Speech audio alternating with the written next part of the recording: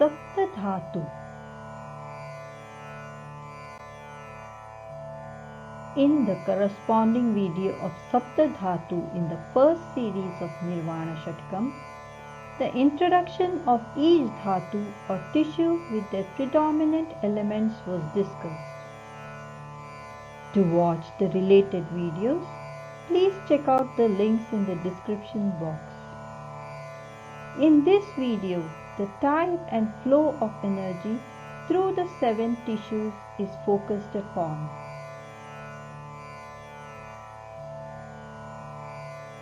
When food is ingested, then digested, energy becomes available for the maintenance of the physical Purush. This energy, produced from food substance, is called Dhattvagni, with a potency that allows for the nourishment of each Saptadhatu in a sequential order. The nature of this energy is fire.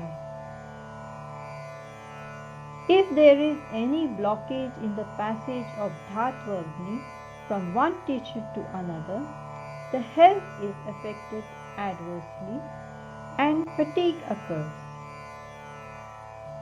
The energy in its normal course dwindles as required amounts of energy is used for the sustenance of tissues. The extent of the remaining energy determines the energy available for performance of the karma that in turn brings changes in the Prakriti. Transfer of thermal energy.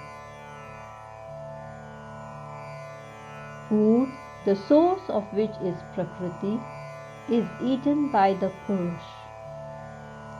After digestion, energy is absorbed by the Purush and this energy is available for the sustenance of the Purush. This thermal energy journeys through each of the 7 tissues of Saptadhatu, nourishing each in turn.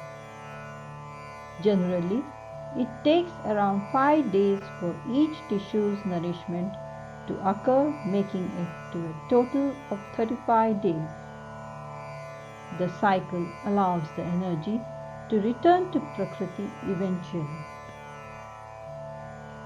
Let us examine how this happens.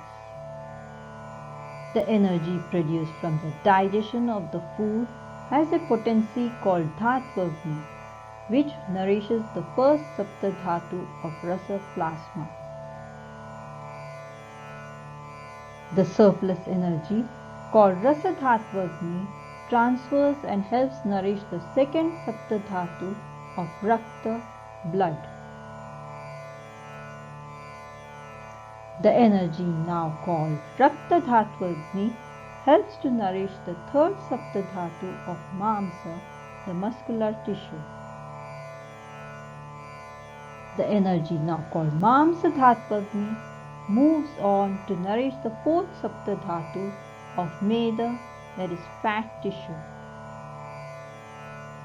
Next, the energy known as Medha Dhattvagni nourishes the fifth Saptadhatu of Asti or bone tissue.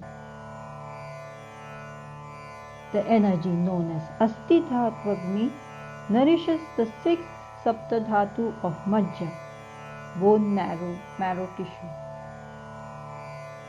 The energy at this level known as Majja Dhattvagni nourishes the seventh Saptadhatu of Shukra, the generative tissue. The residual energy, called Ojas, accounts for the vigor of the Purush and remains available for the performance of karma. The karma is of 2 types. One is for the performance of normal routine activities like procuring food, eating, building a home, etc.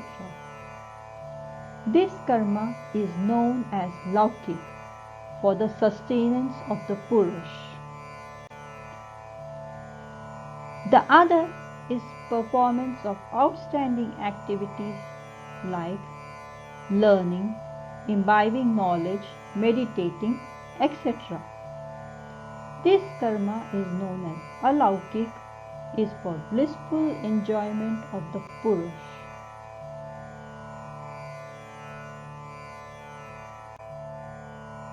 The implicit message.